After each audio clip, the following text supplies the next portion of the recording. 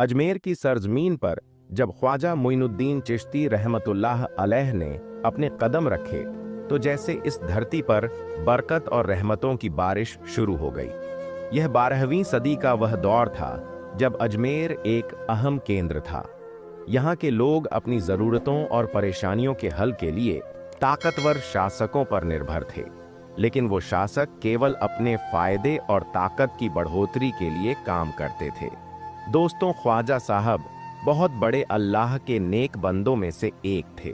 उन्हें सभी धर्मों के लोग मानते थे, लेकिन आज हमारे गुप्ता जी ने ख्वाजा साहब की दरगाह पर इल्ज़ाम लगाए हैं कि ख्वाजा साहब की दरगाह की जगह एक मंदिर है और उनको मिटाने के बारे में सोचते हैं। लेकिन दोस्तों, यकीन मानो, इतिहास गवाह है कि जिसने भी ख्वाजा साहब को मिटाने की कोशिश की है वह खुद ही मिट गया है। दोस्तों, आज का वाक्य कुछ ऐसा ही है। एक शख्स जो ख्वाजा साहब को मिटाने चला था, उसका अंजाम क्या हुआ, ख्वाजा साहब ने उसे कैसे सबक सिखाया, ये सब कुछ जान पाएंगे आप आज की इस वीडियो में, तो वीडियो को पूरा ज़रूर देखें। दोस्तों, ख्वाजा साहब का ताल्लुक फारस, ईरान से था। आपका असली नाम मोइनुद्दीन चिश्ती था और आप चिश्ती सिलसिले के बड़े सूफी बुजुर्गों में से एक थे। आपकी रूहानी ताकत और मोहब्बत भरी तबीयत ने आपको गरीब नवाज का मुकाम दिया। यह नाम उन लाखों गरीब और मजबूर लोगों ने दिया था जो आपकी दुआओं और रहमतों से अपने मसाइल हल पाते थे। ख्वाजा मोइनुद्दीन का जन्म ईरान के सिस्तान में एक संभ्रांत परिवार में हुआ। आपके वालिद एक नेक और तालीम याफ्ता शख्स थे, लेकिन आपकी जिंदगी में बहुत जल्दी ऐसा मोड़ आया जिसने आपको दुनिया की मोह माया से दूर कर दिया। आपके वालिद और वालिदा का इंतकाल तब हुआ जब आप किशोर अवस्था में थे। वालिद की विरासत से आपको एक बड़ा बाग मिला था, लेकिन जल्द ही आपकी दिलचस्पी इस बाग और दुनिया की चीजों से खत्म हो गई। एक बार एक बुजुर्ग फकीर से मुलाकात हुई, जिन्होंने आपको अल्लाह के रास्ते की अहमियत समझाई। उसी दिन आपने अपना सब कुछ अल्लाह की राह में छोड़ दिया और रूहानी सफर पर निकल पड़े। आपका सफर कई मुल्कों से होता हुआ हिंदुस्तान पहुंचा। हिंदुस्तान में आपने पहले लाहौर और फिर दिल्ली में वक्त बिताया। आखिरकार अल्लाह के हुक्म से आप अजमेर पहुंचे। उस वक्त अजमेर पर राजा पृथ्वीराज चौहान का हुकूमत थी। अजमेर में आते ही आपने देखा कि यहाँ लोग अमीरों और ताकतवरों के हाथों परेशान थे। गरीबों के लिए जीना मुश्किल था। आपने यहाँ एक छोटे से मकान में डेरा डाला और अपनी रूहानी ताकत से लोगों की मदद करना शुरू कर दिया। जो भी आपकी इबादत गाह पर आता, उसकी परेशानियां हल हो जाती। ख्वाजा गरीब नवाज का पैगाम बहुत सादा और गहरा था। आप फरमाते थे, मोहब्बत अल्लाह की सबसे बड़ी इबादत है। इंसान को इंसानियत का रास्ता अपनाना चाहिए। जो गरीबों और मजबूरों की मदद करेगा वही अल्लाह के करीब होगा। आपकी बातें सीधे दिल में उतर जाती थीं। आप किसी के मजहब या जात पात को देखकर मदद नहीं करते थे। यही वजह थी कि हर मजहब के लोग आपकी इबादत गाह पर आते थे। आपकी इबादत गाह पर हर वक्त लोगों का आना जाना लगा रहता था। कोई बीमार होता, कोई मजबूर, कोई भूखा, हर कोई आपकी दुआओं और करामात से फायदा पाता। एक बार एक गरीब किसान आपके पास आया और रोते हुए कहा, साहब, मेरी फसल पूरी तरह खराब हो गई है। मेरे पास खाने के लिए कुछ नहीं है। मेरे बच्चे भूखे मर रहे हैं। ख्वाजा साहब ने उसकी बात सुनी और मुस्कुराए। आपने उसे अल्लाह पर भरोसा रखने को कहा। फिर आपने उसकी झोली में कुछ अनाज डाल दिया और दुआ की। उस किसान ने बताया कि जब उसने वो अनाज अपने खेत में बोया तो उसकी फसल इतनी अच्छी हुई कि उसने अपनी सारी गरीबी मिटा ली। जहां एक तरफ ख्वाजा साहब की मोहब्बत और करामात की चर्चा बढ़ रही थी, वहीं दूसरी तरफ कुछ लोग उनसे जलने लगे। इन लोगों में सबसे बड़ा नाम अहमद खान का था। अहमद खान अजमेर का एक ताकतवर जमींदार था। उसे अपनी दौलत और ताकत पर बहुत घमंड था। जब उसने देखा कि लोग ख्वाजा साहब की इबादत गाह पर जाकर उनसे मदद मांगते हैं, तो उसे ये बात बर्दाश्त नहीं हुई। उसने सोचा, अगर ये फकीर इसी तरह मशहूर होता रहा तो लोग मुझसे दूर हो जाएंगे, मेरी ताकत और इज्जत खत्म हो जाएगी। यहीं से अहमद खान की जलन और दुश्मनी की शुरुआत हुई। अहमद खान ने ख्वाजा गरीब नवाज को अजमेर से निकालने की ठानी। उसने सोचा कि पहले लोगों के दिलों में उनके खिलाफ नफरत पैदा करनी होगी। उसने अफवाहें फैलानी शुरू की। उसने कहा, ये फकीर जादूगर है, इसकी दुआओं में कोई ताकत नहीं, ये लोगों को धोखा देकर अपना नाम बना रहा है। लेकिन ख्वाजा साहब की नेक दिली और सच्चाई ऐसी थी कि लोगों ने इन अफवाहों पर यकीन नहीं किया, बल्कि लोग और ज्यादा ख्वाजा साहब की तरफ खींचने लगे। अहमद खान अजमेर के सबसे बड़े और ताकतवर जमींदारों में से एक था। उसके पास न केवल बेशुमार दौलत थी, बल्कि इलाके में उसका दबदबा भी था। लोग उसकी हुकूमत से डरते थे और उसके खिलाफ कुछ कहने या करने की हिम्मत नहीं करते थे। लेकिन इस ताकत ने अहमद खान को घमंडी और कठोर बना दिया था। जब उसने ख्वाजा मोइनुद्दीन चिश्ती रहमतुल्लाह अलैह की बढ़ती लोकप्रियता देखी तो उसके दिल में जलन पैदा हुई। वो सोचने लगा कि ये कैसे हो सकता है कि एक फकीर जिसके पास न दौलत है न कोई सियासी ताकत, लोग उसकी इज्जत करें और उससे मोहब्बत करें। अहमद खान के लिए ये बात बर्दाश्त करना मुश्किल हो गया था कि लोग ख्वाजा गरीब नवाज के दरबार पर जाकर अपने मसाइल हल करवा रहे थे। जो लोग पहले उसके पास मदद के लिए आते थे, वो अब ख्वाजा साहब की दुआओं का सहारा लेने लगे। अहमद खान ने सबसे पहले लोगों के दिलों में ख्वाजा गरीब नवाज के खिलाफ नफरत पैदा करने की कोशिश की। उसने अपने आदमियों को हुक्म दिया कि शहर में ये अफवाह फैलाएं, ख्वाजा मोइनुद्दीन जादूगर हैं, वो अपनी दुआओं से लोगों को धोखा देते हैं, उनकी दुआ में कोई असर नहीं, बल्कि ये सब चालें हैं। कुछ लोग इन बातों से भ्रमित हुए, लेकिन जल्द ही उन्होंने ख्वाजा साहब की सादगी और सच्चाई को देखकर इन अफवाहों को झूठ समझ लिया। जब ख्वाजा साहब तक ये बातें पहुंची तो आपने मुस्कुराते हुए फरमाया, जो अल्लाह के बंदे होते हैं उनकी इज्जत और शोहरत इंसानों की दी हुई नहीं होती, इसे कोई छीन नहीं सकता। आपने किसी भी तरह की नाराजगी या गुस्से का इजहार नहीं किया, बल्कि आपने अपने काम को और ज्यादा मोहब्बत और नेक दिली से करना जारी रखा। जब अफवाहों का असर नहीं हुआ तो अहमद खान ने अपनी ताकत का इस्तेमाल करने का सोचा। उसने ख्वाजा गरीब नवाज को अजमेर से निकालने की धमकी दी। उसने अपने आदमियों को ख्वाजा साहब के पास भेजा और कहा, ये इलाका अहमद खान का है, अगर तुम यहां रहोगे तो तुम्हें इसके अंजाम भुगतने होंगे, बेहतर है कि तुम यहां से चले जाओ। ख्वाजा साहब ने बड़े इत्मीनान से जवाब दिया, ये इलाका न मेरा है न तुम्हारा, ये अल्लाह का इलाका है, और जहां अल्लाह चाहता है वहीं उसके बंदे रहते हैं। अहमद खान के आदमियों ने यह बात सुनाई तो वो और ज्यादा गुस्से में आ गया। उसने कहा, अब मैं इस फकीर को उसकी औकात दिखाऊंगा। अहमद खान ने फैसला किया कि अब सीधे ख्वाजा साहब की इबादतगाह को निशाना बनाया जाएगा। उसने अपने आदमियों से कहा, जाओ और उस फकीर की इबादतगाह को गिरा दो। अगर वो यहां रहना चाहता है तो उसे हमारी ताकत का अंदाजा होना चाहिए। अहमद खान के आदमियों ने ख्वाजा साहब की इबादतगाह पर पहुंचकर दीवारें गिराने की कोशिश की। जैसे ही उन्होंने हथौड़े उठाए और दीवारों को तोड़ने की कोशिश की, उनके हाथ जाम हो गए। वो जितनी बार भी कोशिश करते, उनकी ताकत जैसे खत्म हो जाती। डर के मारे वो वापस अहमद खान के पास लौटे और कहा, मालिक, हमने हर कोशिश की, लेकिन जैसे ही हम दीवारों को गिराने की कोशिश करते, कोई अजीब सी ताकत हमें रोक देती। हमें ऐसा लगा जैसे हमारे हाथ बंध गए हों। अहमद खान को यह बात समझ में नहीं आई। उसने सोचा कि उसके आदमियों ने बहाना बनाया है। उसने गुस्से में आकर कहा, अब ये काम मैं खुद करूंगा। उस फकीर को उसकी असली जगह दिखाने का वक्त आ गया है।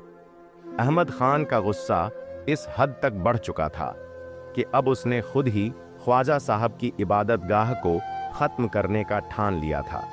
उसके लिए ख्वाजा गरीब नवाज का अस्तित्व अब एक चुनौती बन चुका था और वह चाहता था कि किसी भी हाल में ख्वाजा साहब को यहां से निकाल दिया जाए। अहमद खान ने अपने सबसे भरोसेमंद आदमियों को इकट्ठा किया और कहा, इस बार हम कोई गलती नहीं करेंगे, खुद मैं इस काम को अंजाम दूंगा। ख्वाजा साहब को इस धरती से खत्म करने का वक्त आ चुका है।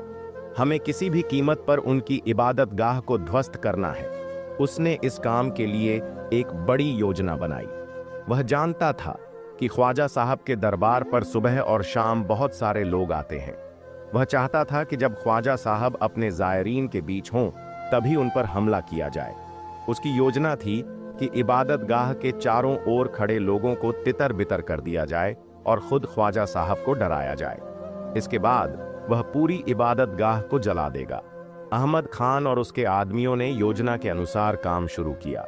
वे रात के अंधेरे में इबादत गाह के पास पहुंचे और आग लगाने की तैयारी की। लेकिन जब उन्होंने मशालें जलाकर इबादत गाह की दीवारों को आग लगाने की कोशिश की, तभी कुछ अजीब हुआ। जैसे ही मशालों को दीवार के पास ले जाया गया, एक अचानक बर्फीली हवाएं चलने लगीं। हवा इतनी तेज थी कि मशालें बुझ गईं और पूरे क्षेत्र में अंधेरा छा गया। अहमद खान और उसके लोग घबरा गए। वो समझ नहीं पाए कि यह क्या हो रहा है। मशालें बुझने के बाद उन्होंने सोचा कि शायद कोई प्राकृतिक कारण हो, लेकिन जैसे ही उन्होंने फिर से आग लगाने की कोशिश की, वही बर्फीली हवा फिर आई और मशालों को बुझा दिया। अब अहमद खान का हौसला टूट चुका था। वह समझ गया कि इस जगह पर कुछ खास ताकत है जो उसकी हर कोशिश को नाकाम बना रही है। वह खौफ से कांपते हुए अपनी टोली के साथ वहां से भाग खड़ा हुआ। उसकी आंखों के सामने एक ऐसा सीन था जो उसने कभी नहीं सोचा था। वो खुद, उसकी पूरी ताकत और साजिशें सभी ख्वाजा साहब के खिलाफ थे, लेकिन फिर भी वो कुछ हासिल नहीं कर पा रहा था। जब वह अपने महल में वापस पहुंचा तो उसका चेहरा पसीने से भीगा हुआ था। उसे महसूस हो रहा था कि कोई अजीब ताकत उसके रास्ते में आ रही थी और वह उस ताकत के सामने बेबस था। उसके मन में ख्वाजा साहब के लिए और भी ज्यादा नफरत पैदा हो रही थी, लेकिन साथ ही उसे यह भी महसूस हुआ कि वो किसी बहुत बड़ी शक्ति के सामने हार चुका है। जब ख्वाजा साहब को ये खबर मिली कि अहमद खान और उसके आदमियों ने इबादत गाह को जलाने की कोशिश की थी, तो आपने एक शांतिपूर्ण जवाब दिया। आप मुस्कुराते हुए कह रहे थे, जो किसी का बुरा चाहता है वह खुद बुरा हो जाता है। जो अल्लाह के रास्ते पर चलता है उसका रास्ता कभी नहीं रुकता। आपकी यह बात सुनकर आपके अनुयायी बहुत खुश हुए, क्योंकि उन्हें यह एहसास था कि ख्वाजा साहब पर अल्लाह की रहमतें हमेशा बरसती हैं और कोई भी ताकत उनका कुछ नहीं बिगाड़ सकती। अहमद खान की नाकामी के बाद उसका मनोबल टूट चुका था। उसने बहुत सोचा कि क्यों ना वह ख्वाजा साहब के खिलाफ अपनी साजिशों को और तेज करे, लेकिन उसके मन में डर भी बैठ चुका था। वो यह महसूस कर रहा था कि उसका सामना एक ऐसी ताकत से हो रहा है जो पूरी तरह से उसके नियंत्रण से बाहर है। उसने जो साजिशें रची थीं, वो पूरी तरह से नाकाम हो चुकी थीं। उसे अब यह एहसास हो गया था कि जिस ताकत से वह जूझ रहा था वह कोई साधारण शक्ति नहीं थी। ये कोई अल्लाह की रहमत थी जो ख्वाजा साहब के साथ थी। अब उसके दिल में पछतावा और डर बैठ चुका था और उसे यह समझ में आ गया था कि जो कुछ भी उसने ख्वाजा साहब के खिलाफ किया वह न केवल गलत था, बल्कि उसकी खुद की आत्मा को भी चोट पहुंचाने वाला था। उस रात अहमद खान अपने महल में अकेला बैठा था। उसका दिल भारी था और उसकी आंखों में आंसू थे। वह अपने किए पर पछताता था। उसे यह महसूस हो रहा था कि उसने अपनी जिद और घमंड के कारण न सिर्फ खुद को बल्कि पूरे अजमेर को भी नुकसान पहुंचाया है। अहमद खान को अब एक बात समझ में आ गई थी कि उसे ख्वाजा साहब से माफी मांगनी होगी। उसने खुद से फैसला किया कि वह ख्वाजा साहब के पास जाएगा और उनसे माफी मांगेगा। उसने कहा, अगर मैं इस फकीर से माफी मांग लूं तो शायद मेरी परेशानियों का हल निकल जाए, शायद यह मेरी खोई हुई रोशनी वापस कर दे। अहमद खान ने मन ही मन सोचा। वह सोच रहा था, मैंने ख्वाजा साहब के खिलाफ बहुत बड़ी गलती की। जो शख्स खुद अल्लाह के रास्ते पर चल रहा हो उसे अपनी साजिशों से कैसे खत्म कर सकता हूं? अगर अब भी मैंने अपनी गलतियों से नहीं सीखा तो मैं खुद को कभी माफ नहीं कर पाऊंगा। अहमद खान को यह एहसास हुआ कि वह अपनी गलती को सुधारने का एक ही तरीका था, ख्वाजा साहब से माफी मांगना। उसने तय किया कि वह अपनी सारी शाही तामझाम और घमंड को छोड़कर ख्वाजा साहब के दरबार में जाएगा। इस बार उसका दिल सच्चे पश्चाताप से भरा हुआ था और उसे यह पूरा विश्वास था कि वह जो भी करेगा वह खुद अपनी आत्मा की शांति के लिए करेगा। अहमद खान ने कई दिनों तक खुद को मानसिक रूप से तैयार किया। वह जानता था कि यह कदम उठाना आसान नहीं होगा। वह पहले ख्वाजा साहब के खिलाफ कई बार गलत बोल चुका था, लेकिन अब वह अपनी गलतियों का एहसास कर चुका था। आखिरकार अहमद खान ख्वाजा साहब के दरबार में पहुंच गया। वह न केवल अपनी शाही सवारी से बल्कि एक साधारण आदमी की तरह वहां पहुंचा। उसने अपनी पहनावे को भी साधारण रखा और ख्वाजा साहब के सामने झुका। उसकी आंखों में पछतावा था और दिल में सच्ची तौबा। जब ख्वाजा साहब ने अहमद खान को देखा तो आप मुस्कुराए और फरमाया, तेरे दिल की नीयत साफ हो गई है अहमद। जो सच्चे दिल से अल्लाह से माफ़ी मांगता है उसकी माफ़ी को कोई नहीं रोक सकता। ख्वाजा साहब का यह वाक्य सुनकर अहमद खान की आंखों में आंसू थे। वह सिर झुकाए खड़ा रहा और बिन बोले ख्वाजा साहब के पैरों में गिर पड़ा। अहमद खान ने बेकाबू होकर कहा, ख्वाजा साहब, मैंने बहुत बड़ी गलती की। मैंने न सिर्फ आपको बल्कि पूरी इंसानियत को ठेस पहुंचाई। मैं जानता हूं कि आप अल्लाह के नुमाइंदे हैं और जो कुछ भी मैंने किया वह अल्लाह के खिलाफ था, लेकिन अब मेरा दिल बदल चुका है और मुझे अपनी गलती का एहसास है। मैं आपसे और अल्लाह से सच्ची तौबा करता हूं। ख्वाजा साहब ने उसे उठाया और कहा, बेशक जो तौबा करता है और दिल से पछताता है उसे अल्लाह जरूर माफ करता है। तुम्हारा पछतावा ही तुम्हारी तौबा का सबूत है। अब तुम्हें अपनी गलती से सीखना होगा और दूसरों को भी यह सिखाना होगा कि सच्ची तौबा क्या होती है। ख्वाजा साहब ने अहमद खान के सिर पर हाथ रखा और दुआ की, अल्लाह तुझे सही रास्ते पर चलने की तौफीक दे।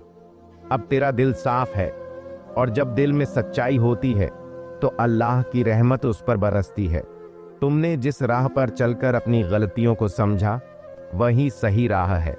अब तुम लोगों की भलाई के लिए काम करोगे। ख्वाजा साहब की यह दुआ अहमद खान के दिल को शांति दे गई।